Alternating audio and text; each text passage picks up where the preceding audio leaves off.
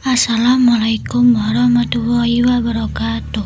Kami dari kelompok 4 yang beranggotakan saya sendiri yaitu Rahmatul Laili NIM 026 dengan rekan-rekan saya yaitu Miftahul Alfan NIM 032, Riko Alfredo Effendi NIM 034, Yayu Lailatul Rahman NIM 046, Adinda Amelia Putri NIM 050, Premetri Yuwinda Atifa Aditara NIM 060. Pada pertemuan kali ini, kelompok kami akan menjelaskan beberapa materi, yaitu yang pertama, teori pertumbuhan neoklasik, kedua, teori pertumbuhan kumulatif, yang ketiga, yaitu teori pertumbuhan Corperi. Pada materi yang pertama kali ini, yaitu materi terkait teori pertumbuhan neoklasik. Teori pertumbuhan neoklasik ini merupakan teori yang memusatkan pada 3 faktor yang berpengaruh pada pertumbuhan ekonomi, yakni modal, tenaga kerja, dan perkembangan teknologi.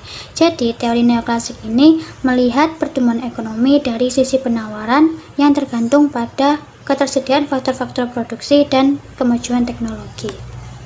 Nah, ini yaitu materi terkait teori pertumbuhan neoklasik menurut para ahli. Yang pertama yaitu Robert Solow. Ia mengemukakan di samping modal dan tenaga kerja, hal yang sangat penting untuk meningkatkan pertumbuhan ekonomi adalah faktor perkembangan teknologi dan keterampilan para tenaga kerja. Karena faktor perkembangan teknologi dan keterampilan dari para tenaga kerja dapat memacu inovasi, meningkatkan produktivitas, serta mendorong terciptanya pertumbuhan ekonomi yang stabil. Dan pandangan yang kedua yaitu dari Schumpeter. Ia mengemukakan bahwa pertumbuhan ekonomi sangat ditentukan oleh kemampuan kewirausahaan, karena kewirausahaan adalah faktor penting yang mendorong inovasi dan pertumbuhan aktivitas produksi. Dan pandangan yang ketiga yaitu pandangan dari Hartomer. Ia mengemukakan syarat yang harus dipenuhi supaya perekonomian dapat mencapai pertumbuhan ekonomi yang tangguh dalam jangka panjang, yaitu melalui investasi. Baik, selanjutnya kita akan membahas tentang kelebihan dan kekurangan dari teori pertumbuhan neoklasik. Nah, di sini kita membagi menjadi 2, yaitu kelebihan dan kekurangannya. Untuk kelebihannya, yang pertama adanya hak kepemilikan. Ini lebih berdasarkan pada kepuasan marginal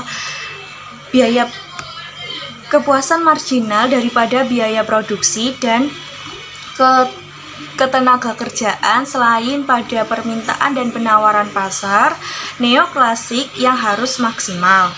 Dengan begitu dapat digunakan atau dimiliki kekuasaannya pada tahap selanjutnya. Yang kedua, adanya pasar oligopoli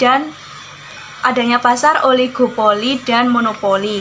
Nah, yang dimaksud dengan adanya pasar oligopoli ini di mana keadaan pasar hanya terdapat beberapa penjual yang bersaing dengan jumlah pembeli yang banyak, sehingga pasar tidak dapat mengubah harga seenaknya untuk diperjualbelikan.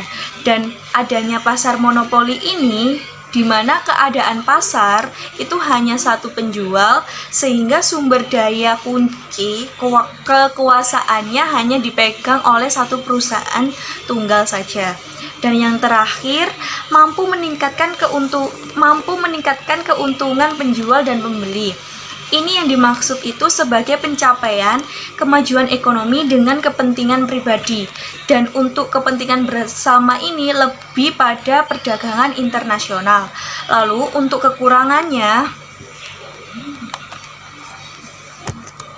yang pertama, proporsi pengangguran tenaga kerja dan modal tidak tetap. Ini dimaksudkan lebih pada kalau tenaga kerja dan modal ini bisa berubah kapan saja dan selalu pasti berubah. Dan yang kedua, tidak memperdulikan pembangunan ekonomi. Pada teori neoklasik ini menganggap bahwa pembangunan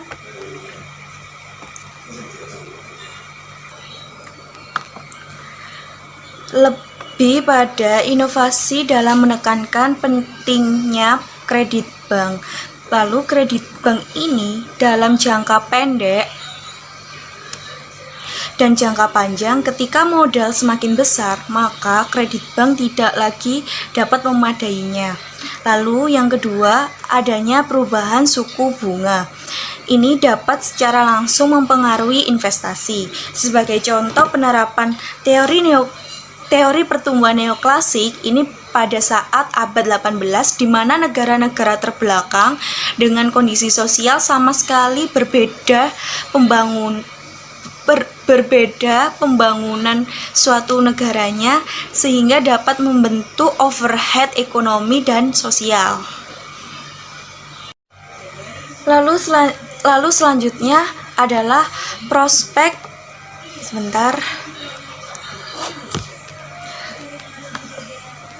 dari teori pertumbuhan neoklasik. Pada prospek ini lebih menekankan pada perubahan teknologi dan pertumbuhan ekonomi dalam jangka panjang. Dan jika suatu negara memiliki tingkat tabungan yang sama dan tingkat laju pertumbuhan tenaga kerja yang sama, mereka memiliki akses ke teknologi yang sama juga dari fungsi produksinya, maka tingkat pendapatan per kapita mereka juga akan bertemu dengan nilai yang sama juga. Sehingga dengan begitu prospek untuk teori pertumbuhan neoklasik ini bisa ditingkatkan atau diperbaiki ke depannya. Untuk pembahasan selanjutnya akan dilanjutkan oleh teman saya. Baik, selanjutnya saya akan menjelaskan tentang teori pertumbuhan kumulatif. Menurut Dickson dan Thirlwell pada tahun 1974, setiap negara akan mengalami Verdun effect sehingga tidak terjadi konvergen dalam perbedaan tingkat kemakmuran antara wilayah meskipun negara tersebut tergolong negara maju. Verdun effect sendiri adalah adanya hubungan positif antara kemajuan teknologi dan tingkat keuntungan perusahaan. Sementara negara berkembang akan cenderung bergerak lambat karena kurangnya teknologi. Konvergens atau konvergensi dalam ekonomi merupakan suatu tingkat pendapatan per kapita yang lebih rendah, tetapi bisa mencapai tingkat pertumbuhan yang lebih cepat pada masa selanjutnya. Pada slide berikutnya, daerah maju tetap berkembang secara pesat karena adanya hubungan positif antara kemajuan teknologi dengan tingkat keuntungan perusahaan atau usaha.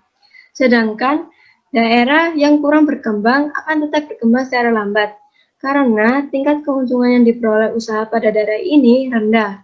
Peningkatan pemerataan pembangunan tidak dapat hanya diserahkan pada mekanisme pasar, tetapi dapat dilakukan melalui campur tangan aktif dari pemerintah dalam bentuk program-program pembangunan wilayah.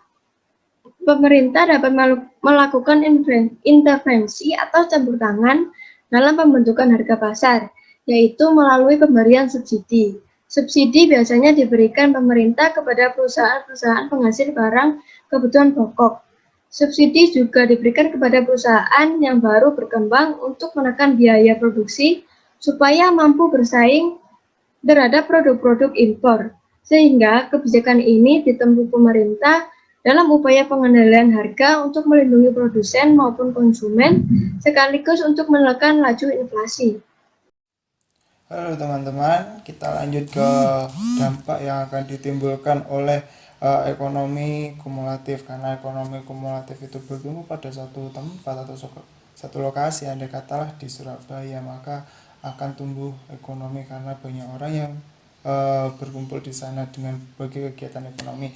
Maka itu akan menimbulkan dua efek teman-teman. Yang pertama spread effect, yang kedua adalah backwash effect.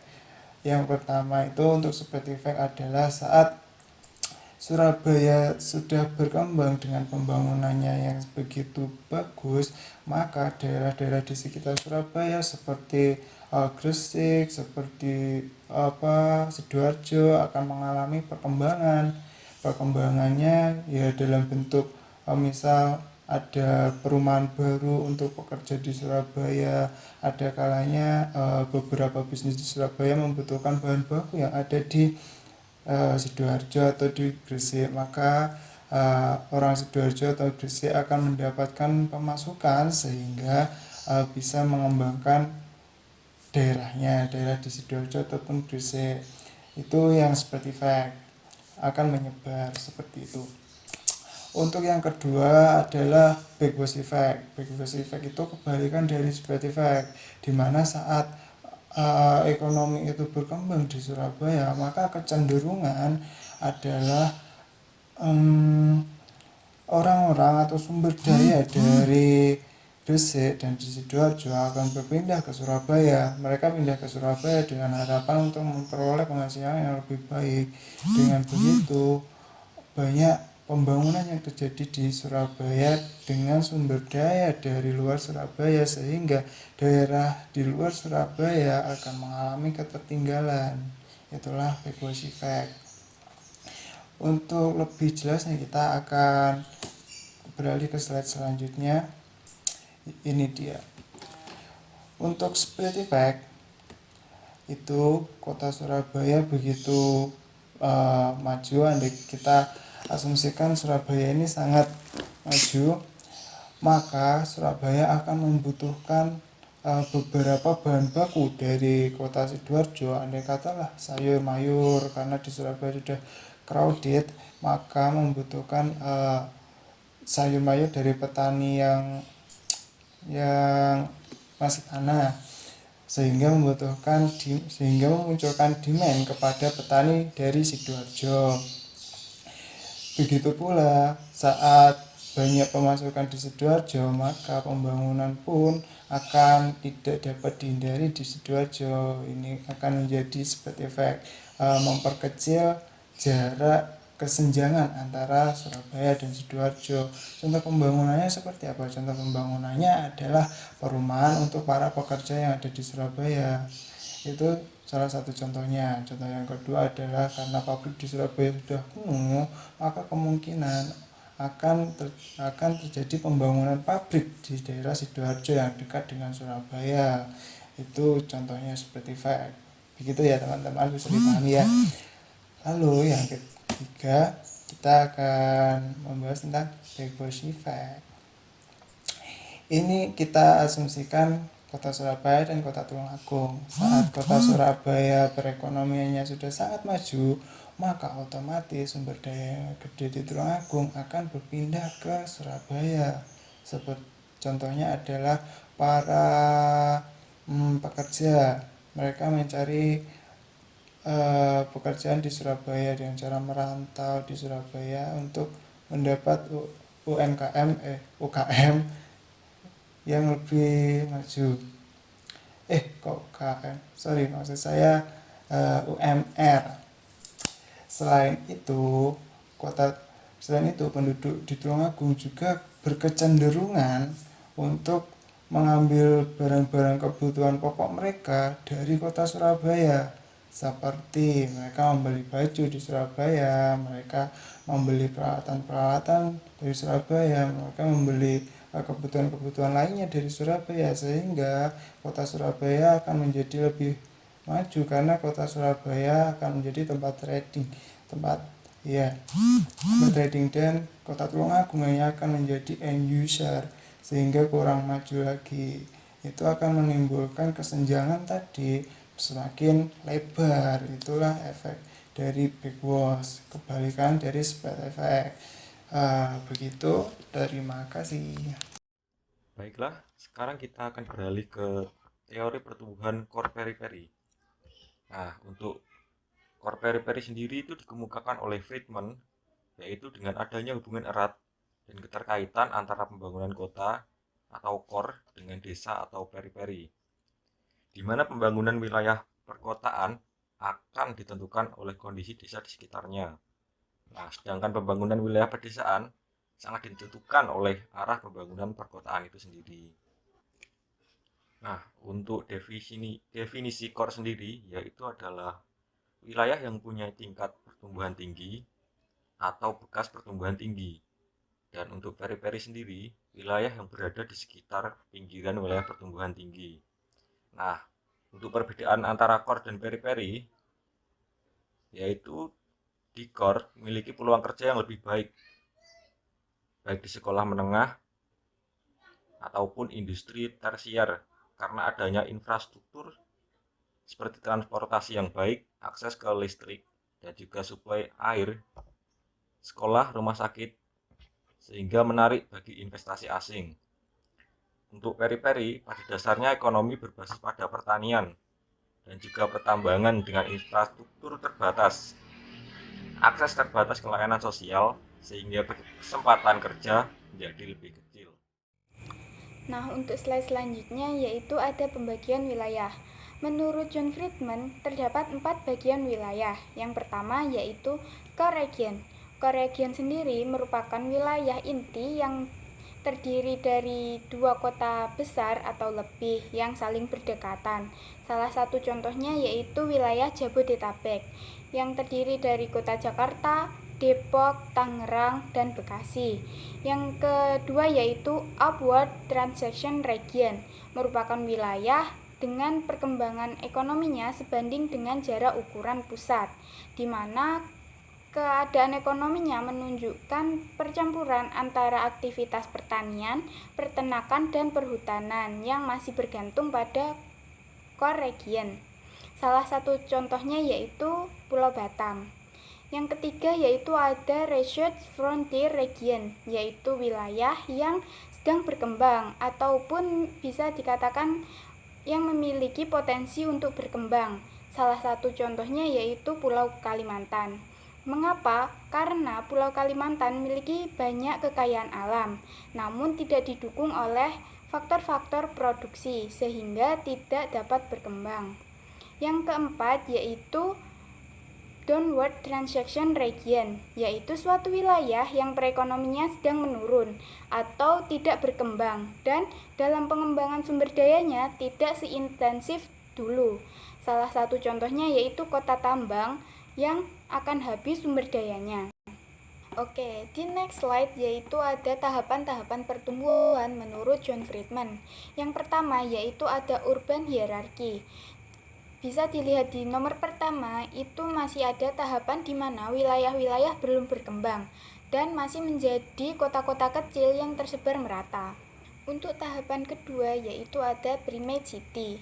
Bisa dilihat di gambar, primate city itu merupakan salah satu kota kecil yang berkembang lebih cepat dibandingkan oleh kota-kota lainnya karena memiliki kelebihan, sehingga primate city ini menjadi core region dan mendominasi wilayah. Dengan menjadi core region ini, maka terjadi perpindahan sumber daya dari wilayah periperi ke core region. Nah, untuk tahapan ketiga itu ada regional subcenter. Bisa dilihat di gambar, itu industri wilayah sudah berkembang dan dominasi primate city sudah tidak sekuat sebelumnya karena wilayah-wilayah lain sudah berkembang sehingga sumber daya tidak terpusat oleh primate city. Sehingga bisa dilihat di gambar itu ada yang mencar ke periferi, ada yang tetap di core region. Kemudian tahapan ini masih belum stabil karena adanya wilayah yang terbelakang. Bisa dilihat di nomor 3, itu terdapat titik di antara periferi dan core region, di mana mereka sumber dayanya berpindah ke core region dan periferi. Untuk tahapan keempat yaitu ada region inequality are reduced in a fully integrated urban system. Nah, atau bisa disebut juga dengan integrasi sosial. Bisa dilihat di nomor 4 yaitu terlihat bahwa wilayah-wilayah sudah berkembang sehingga sudah terbentuk pusat-pusat pertumbuhan lainnya.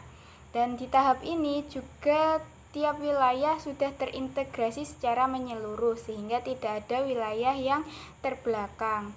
Bisa dilihat semua titik-titik atau daerah-daerah di situ sudah sumber dayanya sudah. Ya, itu tadi sedikit penjelasan dari hasil diskusi kelompok kami. Semoga bermanfaat. Mohon maaf apabila ada salah-salah kata dan terima kasih atas perhatiannya. Wassalamualaikum warahmatullahi wabarakatuh.